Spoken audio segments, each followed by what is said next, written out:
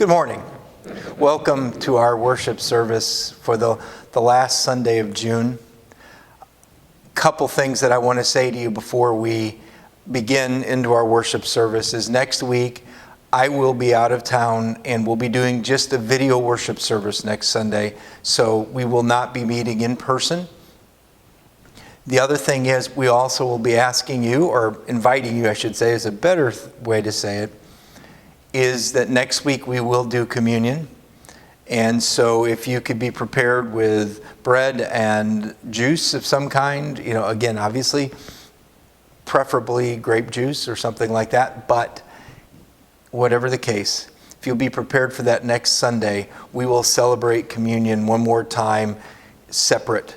Hopefully the month after that, we will begin to do communion in the church service as well as separately as you all feel led to be at church or to continue to do the social distancing as you need to do so.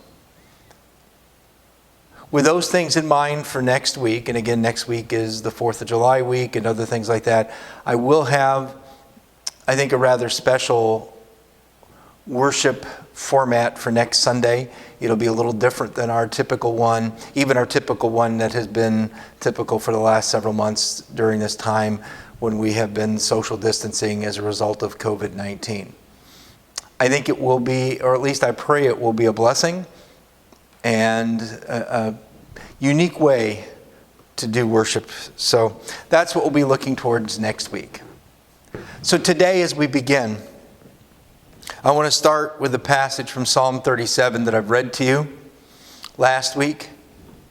It says, "Trust in the Lord and do good. Dwell in the land and enjoy safe pasture.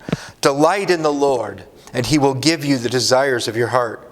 Commit your way to the Lord. Trust in Him, and He will do this. He will make your righteous reward shine like the dawn, your vindication like the noonday sun."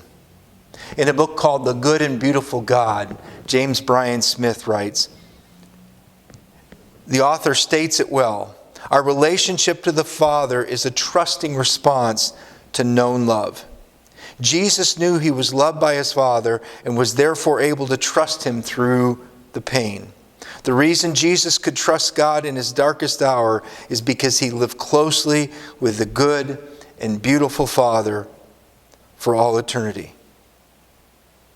He goes on, God is a good and loving Father. Jesus is telling us, and He is so good that we can obey Him no matter what.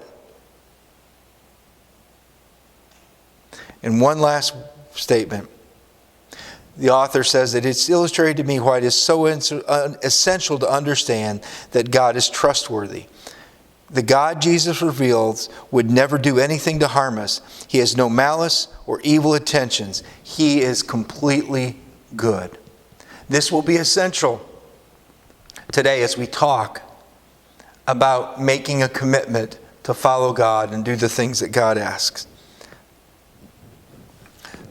So just one more word for you. Come and worship, all you who love and serve our God, who surround us with His unfailing love and answers us when we call, who cares for the humble and lowly and never abandons those in need. That is our God, or this is our God, worthy of our worship and our praise. May we begin to enter into a special time of worship today as we listen to the song, "When I Survey the Wondrous Cross."